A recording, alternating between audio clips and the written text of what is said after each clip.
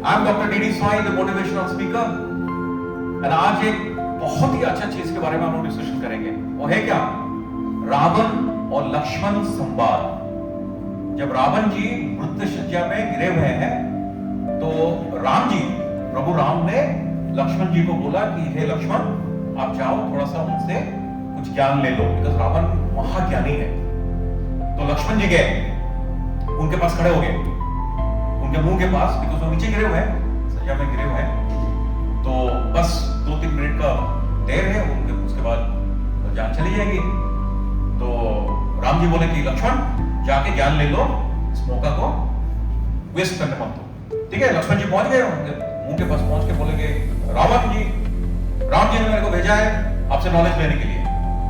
तो रावण जी जो थे, I am addressing ji because he is a respected person, though he has committed some crimes, will talk about that later. तो रावण ने क्या किया? मुंह को फेर लिया। तो जब मुंह फेर लिया तब लक्ष्मण जी आके राम जी के पास पहुंच गए, बोले कुछ नहीं होने वाला है, अभी भी घमंडी है, मुंह फेर लिया। तो बोले नहीं नहीं, आप अच्छे से बात किए। राम जी ने पूछा लक्ष्मण जी को, आप अच्छे से बात किए उनसे, काफी ज्ञानी है, बड़े लोग हैं, चलो ठीक है, कुछ मिस्टेक्स उन्होंने किया है, उसका फल उनको मिला, बट फिर भी बड़े आदमी है, ठीक है, पंडित आदमी है, ज्ञानी आदमी है, ब्राह्मण आदमी है, तो काफी वेदों का स्टडी किए। Only 1% in the entire world जो कि चारों वेदों का महारत रखते हैं।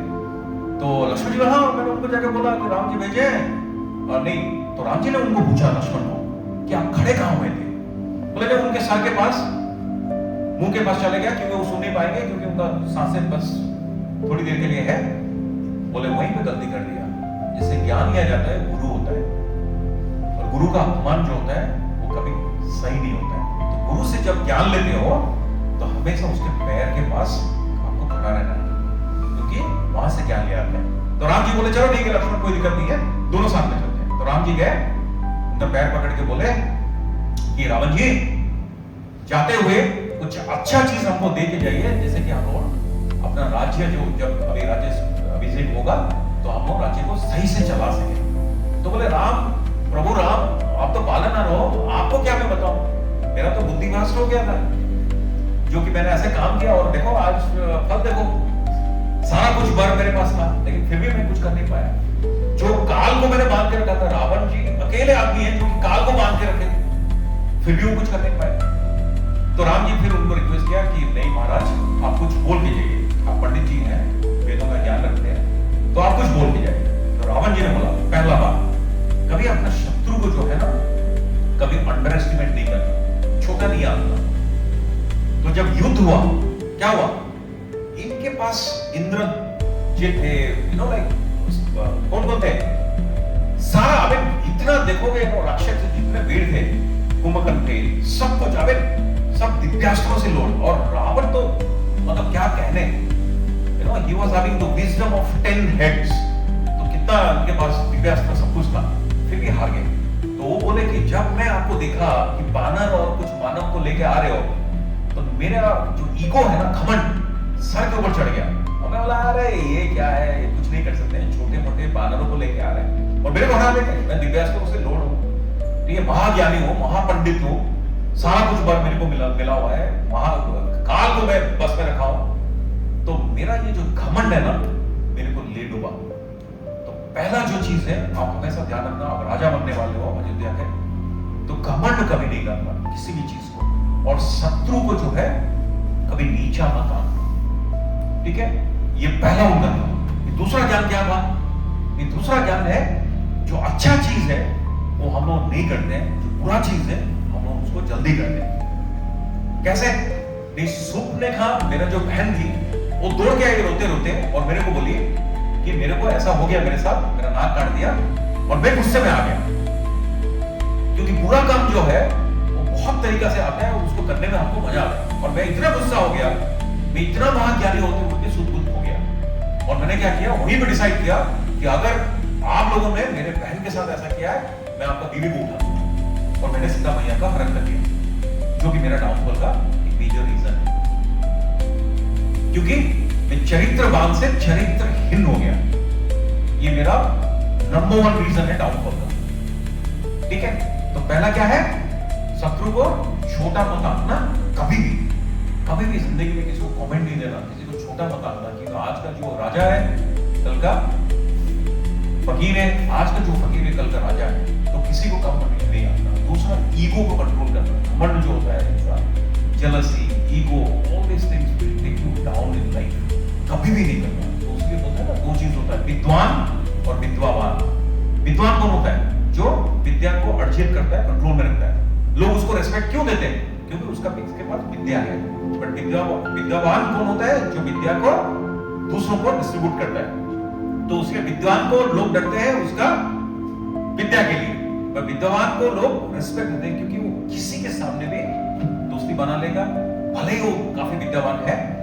तो ये ध्यान रखना। तो दूसरा है ईगो को कंट्रोल करना। और तीसरा क्या है? आप देखें, शिव जी को देखें, नंदी के ऊपर बैठते हैं, बट इंद्र जो है किसके ऊपर बैठते हैं?